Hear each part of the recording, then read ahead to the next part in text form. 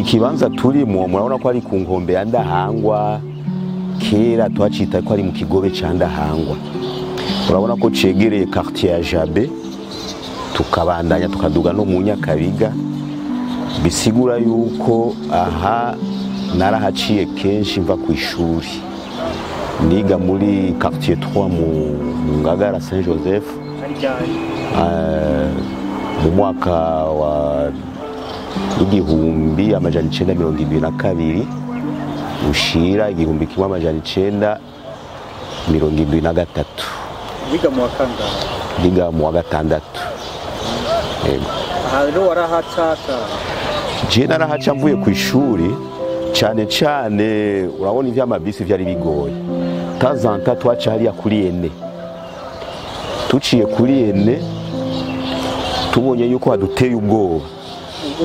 Ubwoba bw'ico gihe hari nyene twari mu ntambara hajya kuri Ene, urabona ko yigeze gufa n'abanyeshuri n'amapatrouille y'irya kambi yari hajya, ariyo kambi bita DCA.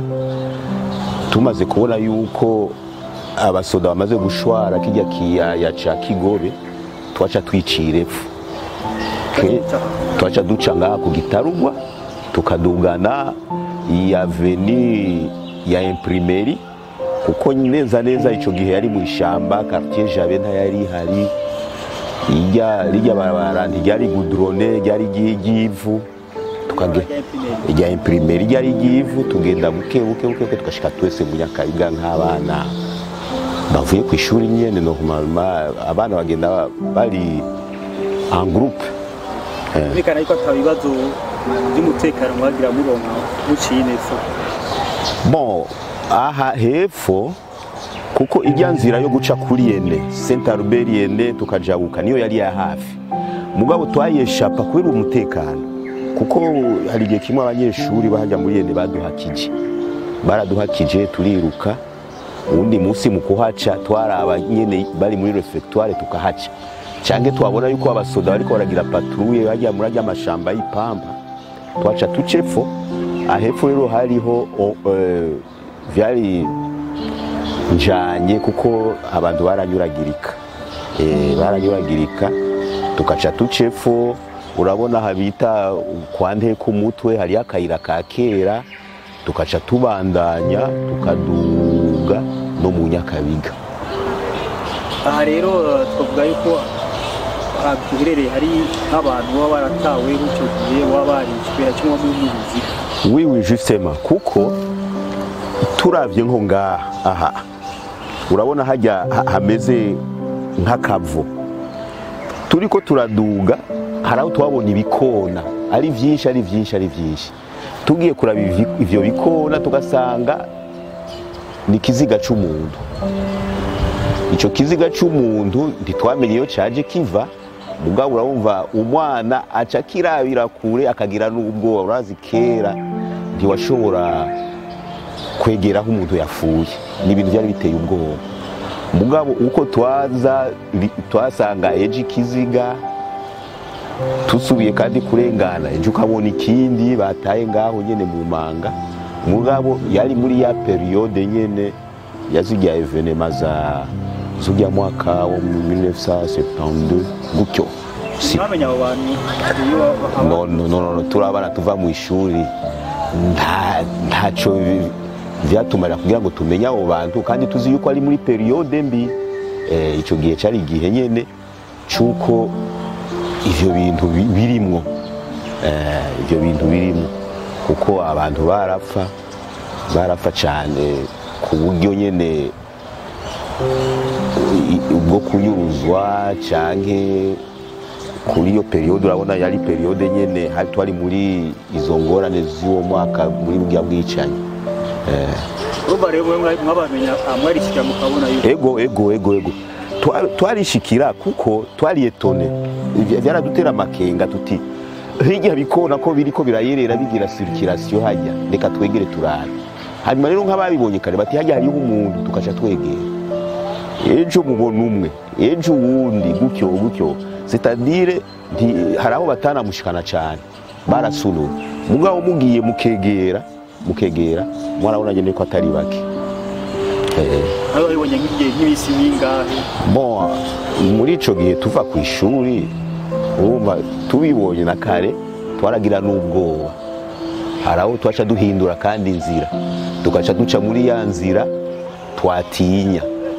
Iya nzira twatinya tubonye yuko iduteye amakenga tugasubira tugaca muri ya nzira, mugabo ahari ni kenshi ivyo bintu vyarabaye.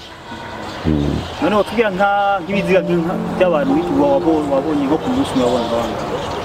Bon, nk'urukirikirane twarigeze kubona kimwe, ejo tukabona bibiri, en plus haraho twashaka kubona na bitanu. Rero kwegera cyane kugira ngo dushike muri irya manga vyaranadutera ubwoba, kuko ababibona neza atari twebwe tugenda tugaca twiruka, baravuga yuko atari bike. Tugere hari hameze gute? Oya, hari hateye ubwoba kandi ntiyari inzira nyabagendwa desha. Iyi nzira ntiyari nyabagendwa kuko hashitse nko mu masaha 11 ntiyari nyabagendwa na gato. Nimwigera muyingira cyane mubaze nk'abantu ba hafi ngaho? Nta mihana yari ihari, yari shamba gusa, kandi hariho n'ibihomoka vya izine ya kafe. Hariho ibihomoka vya izine ya kafe yahigeze kera, kuko aya mazu ya Jabe ni mashasha. Aya mazu ya Jabe yaje kuri periode hatwara abagaza. Izi nazo za Avenue de la Mort uko babivuga zija muri 93. Muri 90 ntizari zihari, sije muri 93. Urumva rero uko ngaha byari shamba gusa.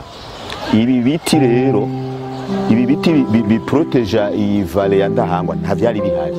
Oya, nta byari bihari. Meme warashobora kuba uturuka hariya mu nduze hariya mu Ngagara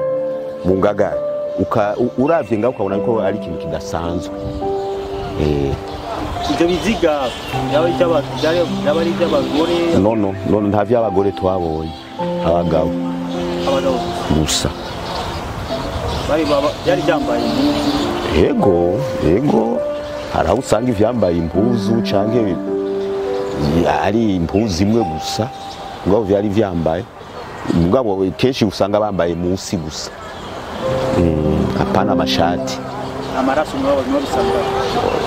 Kenshi usanga vyaronekaye, vyaramaze kuvyimba. Vyaramaze kuvyimba. Ugerageze nko guharura nk'ibiziga wabonye, wabonye nk'ibingana? Ngereranye 4 seti, ibine canke indwi by'abagabo gusa.